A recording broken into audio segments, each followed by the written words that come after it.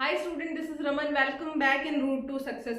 तो अभी तक हमारी जो क्लासेस थी मोस्ट ऑफ वो थी 10th क्लास पे, और उसमें हमने कुछ 11th की भी क्लासेस थी I think so straight line की। उसके बाद में अब हम हमारा 11th और 12th के कुछ कुछ टॉपिक्स पे बात करेंगे जो थोड़े से अच्छे टॉपिक्स हैं। तो आज हम बात करेंगे सिर्फ और सिर्फ फंक्शन के बेसिक कंसेप्ट पे कि हमारे फंक्शंस और उनके ग्राफ कैसे बनते हैं। सबसे पहले हम बात करते हैं, जैसे अपने 10th क्लास में दो चीज़ों के बारे में पढ़ा था कि आपने पॉलिनोमियल फंक्शंस पढ़े। पॉलिनोमियल फंक्शंस होते हैं तो उनका ग्राफ कैसा बनता है, ग्राफिकल रिप्रेजेंटेशन करते हैं कैसा। उसके बाद में हमने ये भी पढ़ा था कि अगर हमारा लीनियर फंक्शन है, कोई भी लीनियर इक्वेशन हो सकती है, फंक्शन हो सकता है, तो उसका ग्राफ कैसा बनता है, ये चीज हमने पढ़ी थी। आज हम बात करेंगे various type of graph. Identity graph होगा, उसके अलावा हमारा सिग्नम ग्राफ होगा, उसके अलावा हम बात करते हैं मॉड्यूलस ग्राफ के बारे में, ग्रेटर्स इंटीजर वाले ग्राफ के बारे में। तो उन सारे के सारे फंक्शंस पे बात करते हैं और उन फंक्शंस के ग्राफ कैसे बनते हैं। मैं हमेशा से कहती हूँ कि ग्राफ अगर हम बनाना बहुत अच्छे से सीख गए तो हमें क्या है, कॉन्टिन्यूटी और डिफरेंशिएबिलिटी होगी ना, उसमें आसानी हो जाएगी, उन क्वेश्चंस को करने में आसानी रहेगी। एक हिसाब से हम शॉर्ट तरीके से उन्हें कर पाएंगे।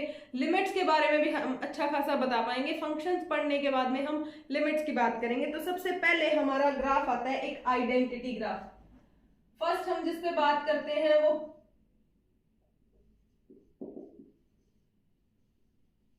आइडेंटिटी जो फंक्शन है उनकी बात करते हैं। अब देखिए आइडेंटिटी फंक्शन कैसे हो सकते हैं, जिसमें हम अगर फंक्शन की वैल्यू रखें और हमें रिजल्ट मिल जाए लाइक दिस कि y इक्वल्स टू हम fx लिखते हैं। ठीक है, कि अगर हमारे फंक्शन है वो फंक्शन, दोनों फंक्शन क्या है, रियल नंबर में है, तो हम इसको कि x हमारा क्या होता है, इंडिपेंडेंट होता है, और y हमारा क्या होता है, x पे डिपेंडेंट एक वेरिएबल होता है। तो चलिए अब हम बात करते हैं, अगर हमारा ग्राफ कुछ ऐसा हो fx इक्वल्स टू x, ये है, तो आप देखिए कि जब आप x की वैल्यू पुट करेंगे 1, तो आपके पास इस fx की वैल्यू भी क्या आएगी, 1 आएगी, लाइक दिस।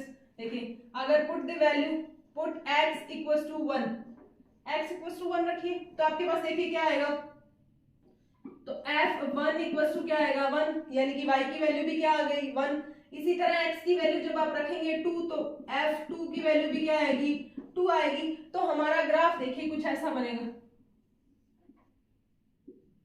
हमारा ग्राफ कुछ कुछ ऐसा बनेगा बिल्कुल। तो हमारी जो आइडेंटिटी फंक्शन होते हैं जिसमें हमारा y इक्वल टू एक्स है, तो उसके लिए हमारा ग्राफ ऐसा बनेगा। उसके बाद में हम कांस्टेंट की बात करते हैं। तो कांस्टेंट के बारे में तो हमने बहुत पढ़ा है कि कांस्टेंट ग्राफ में या तो x एक्सिस के पैरेलल हो सकता है या y एक्सिस के पैरेलल हो सकता है। अब हम बात करते हैं हमारे नेक्स्ट टाइप के फंक्शन के बारे में और उसके ग्राफ के बारे में।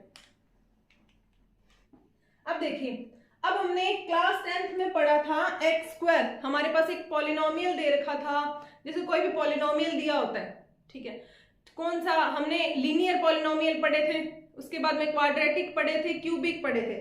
तो हमारा लीनियर पॉलिनोमियल कैसा होता है,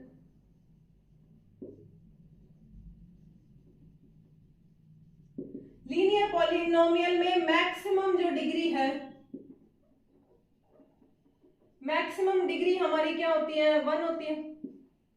और इस टाइप के जो हमारे ग्राफ बनते हैं वो आइडेंटिटी ग्राफ होते हैं, जो अभी अभी हमने पढ़ा है। उसके बाद में क्वाड्रेटिक होता है, क्वाड्रेटिक पॉलिनोमियल होते हैं। क्वाड्रेटिक पॉलिनोमियल में जो मैक्सिमम डिग्री होती है वो हमारी क्या होती है, 2 होती है, यानी कि ax square plus bx plus c। तो उनके ग्राफ कैसे बनते हैं, उनके ग्राफ बनते हैं पैराबोलिक। पैराबोलिक, अब देखिए अगर हम बात करें कि y equal to x square है, इसका ग्राफ कैसा बनेगा, तो इसका ग्राफ एक पैराबोला बनता है, ऐसा बनता है कि हमारा y equal to x square का ग्राफ बनेगा एक पैराबोला। उसके बाद में हम बात करते हैं क्यूबिक के लिए, तो क्यूबिक की मैक्सिमम डिग्री 3 होती है, तो y इक्वल टू एक्स की क्यूब के लिए जो हमारा ग्राफ बनेगा वो हमारा ग्राफ कुछ कुछ ऐसा सा बनेगा। ठीक है, अब हमने पॉलिनोमियल के बारे में पढ़ लिया, किसके बारे में, लीनियर के बारे में पढ़ लिया, क्वाड्रेटिक में पैराबोलिक बनते हैं, उसके बाद में हमारे कुछ ऐसा ग्राफ बनता है। अब चलते हैं अब हमारे नेक्स्ट वाले ग्राफ पे। अब हमारे सबसे अच्छे और थोड़े से समझने वाले ग्राफ देखिए, मॉड्यूलस ग्राफ।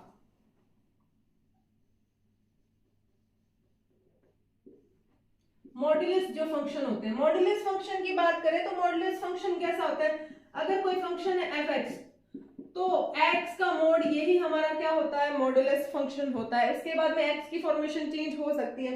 अब देखिए इसके लिए ग्राफ कैसा बनता है, सबसे पहले हम देखेंगे कि इसको कैसा लिखा जा सकता है, एफ एक्स इक्वल टू, अब देखिए जब अपने मोड को हटाते हैं तो वैल्यू किस में आती है, नेगेटिव में भी आती है और पॉजिटिव में भी आती है। तो हम ऐसा लिखेंगे कि x पॉजिटिव कब आएगा, जब इस x की वैल्यू, जो हम ये x है, इस x की वैल्यू क्या रखते हैं, जब हम जो इंडिपेंडेंट वेरिएबल है उसकी वैल्यू पॉजिटिव रखेंगे या जीरो रखेंगे तो जो डिपेंडेंट वेरिएबल है वो क्या आएगा, पॉजिटिव आएगा, क्योंकि वो डिपेंड किस पे करता है, इंडिपेंडेंट पे।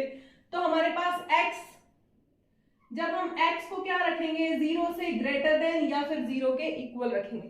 उसके बाद में दूसरा आता है कि नेगेटिव में वैल्यू कब आती है, नेगेटिव में वैल्यू आएगी जब हमारी x की वैल्यू क्या रखेंगे हम, जीरो से लेस देन पुट करेंगे।